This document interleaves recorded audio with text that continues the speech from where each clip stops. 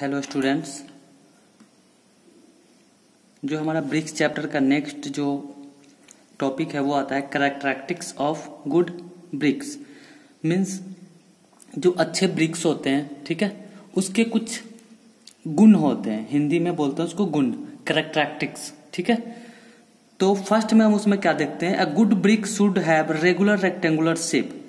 Means जो एक अच्छा ब्रिक है उसमें क्या होना चाहिए, परफेक्ट उसका शेप होना चाहिए, ठीक है। जो रेक्टेंगुलर शेप होता है ब्रिक का वो परफेक्ट शेप होना चाहिए। जो उसका एज है यानी जो उसका कॉर्नर है वो वेल डिफाइंड होना चाहिए, प्रॉपर होना चाहिए, ठीक है। यानी कि कॉर्नर टेढ़ा है, टूटा हुआ है, वो एंगल पे, प्रॉपर एंगल पे नहीं है, ठीक है। ये सब उसके अंदर मेंटेन्ड होता है। It should be clean smooth, वो पूरा क्लीन होना चाहिए, प्रॉपर, ठीक है। वेल डिफाइंड शेप होना चाहिए, मीन जहां पे प्लेन है प्रॉपर प्लेन होना चाहिए, ओके। और वो क्रैक्स ग्रिड्स से फ्री होना चाहिए, ठीक है। और वो यूनिफॉर्म रेड कलर में होना चाहिए, ठीक है। जैसे हमने ब्रिक बनाया, जो अब सेंटर होता है इसको क्या बोलते हैं, फ्रॉग, ठीक है। ये सारे वेल डिफाइंड होने चाहिए। इसके अंदर हम कोई भी कंपनी XYZ लिख सकते हैं, ठीक है। इसके अंदर कोई भी XYZ कंपनी हो सकता है हमारा, ठीक है। ये फ्रॉग होता है, ठीक है। ये इसका हेडर होता है, ये इसका स्ट्रेचर होता है, ठीक है। ये सारे साइज शेप होते हैं। तो ये वेल डिफाइंड, ये कॉर्नर जो है ये प्रॉपर कॉर्नर होना चाहिए, ये सारे, ठीक है। कोई भी इसके अंदर इरेगुलरिटीज नहीं होना चाहिए। क्रैक से फ्री होना चाहिए। Should be uniform in red colour, वो प्रॉपर रेड कलर में होना चाहिए जो ब्रिक्स का कलर होता है, ठीक है। A good brick should have capable to take enough load of the structure.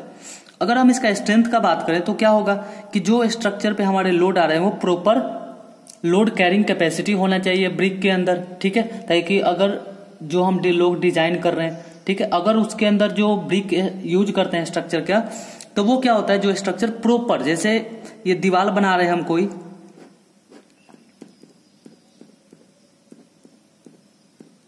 ठीक है। तो जो सारे ब्रिक्स हैं वो यूनिफॉर्म स्ट्रेंथ होने चाहिए उनके अंदर, ठीक है। ये नहीं कि ऊपर वाला ब्रिक हमने बहुत ज्यादा स्ट्रेंथ रखा है या ऊपर का ब्रिक का, तो फिर ऐसे डिफर नहीं होने चाहिए। सारे के सारे ब्रिक्स प्रॉपर कैपेबल होने चाहिए जो लोड को कैरी कर सकते हैं, ठीक है। इसका अब मिनिमम क्रशिंग स्ट्रेंथ क्या होना चाहिए, हमें कैसे पता चलेगा ब्रिक्स का स्ट्रेंथ क्या है। तो मिनिमम कैरिंग कैपेसिटी कितना होना चाहिए, 105 kg पर सेंटीमीटर स्क्वायर, ये मिनिमम होता है, ठीक है। इसको आप 10 किलो न्यूटन पर मीटर स्क्वायर भी बोल सकते हो, ठीक है। नेक्स्ट आता है should not break we dropped. Next एक टेस्ट होता है जिसको हम, जैसे दो ब्रिक हमने ले लिया, ठीक है। जैसे दो ब्रिक ले लिए, एक ब्रिक को आप नीचे रख दो, ठीक है, एक ब्रिक को हमने ऊपर रख दिया, ठीक है। इन दोनों के बीच का डिस्टेंस कितना है, 1.2 मीटर। इसको ऊपर से ड्रॉप किया, छोड़ दिया, ठीक है, ड्रॉप किया नीचे की तरफ, ड्रॉप्ड, तो ये ब्रेक नहीं होना चाहिए, ठीक है। वो फर्स्ट क्लास का ब्रिक होता है जो टूटता नहीं है 1.2 मीटर से। तो आप ऐसे फील्ड पे टेस्ट भी कर सकते हो, ओके। नेक्स्ट है should have good hardness property. इसके अंदर बहुत अच्छा हार्डनेस प्रॉपर्टी होनी चाहिए, यानी जो इसका बॉन्डिंग है वो प्रॉपर होना चाहिए, ठीक है। जो इसका बॉन्डिंग होता है वो प्रॉपर बॉन्डिंग होना चाहिए। वो कैसे टेस्ट करोगे आप, उस पे कोई सी भी मेटल से आप उस पे स्क्रैच करके देख सकते हैं, नाखून से स्क्रैच करके देख सकते हो, वो लाइन सा उसमें नहीं आना चाहिए। नेक्स्ट आता है हमारा soundness should be metallic ring, जो उसका साउंड होना चाहिए। अगर आप दो ब्रिक्स को अंदर में टकराते हो तो वहां से मेटालिक आवाज आना चाहिए, ओके। उसके अंदर से मेटालिक आवाज आना चाहिए, वो होता है फर्स्ट क्लास का ब्रिक। ये सब कुछ कैरेक्टरिस्टिक्स है, ठीक है, उसका कुछ लक्षण है। Have a capacity to resist from weathering agencies. जैसे हमने ब्रिक का, तो देखो ब्रिक को हम क्या करते हैं, बहुत सारे स्ट्रक्चर पे जो ह्यूज स्ट्रक्चर्स है वहां यूज करते हैं, ठीक है। तो ब्रिक के अंदर ये प्रॉपर्टी होना चाहिए कि हम कोई सी भी वेदर, किसी भी वेदर, चाहे वो बारिश का हो मौसम या फिर हॉट सीजन हो, किसी भी सीजन में उसके प्रॉपर्टीज में कोई चेंजेस नहीं आना चाहिए, ठीक है। Means a brick should have capability to resist the weathering agencies like rains, snowfalls and etcetera, okay.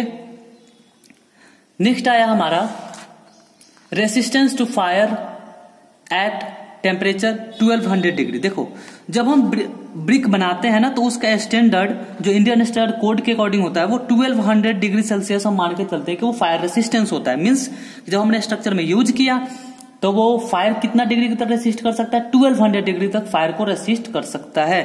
So students, we discuss here some important characteristics of good bricks. I hope you understand these points. So if you have any questions, please contact me. Okay, thank you.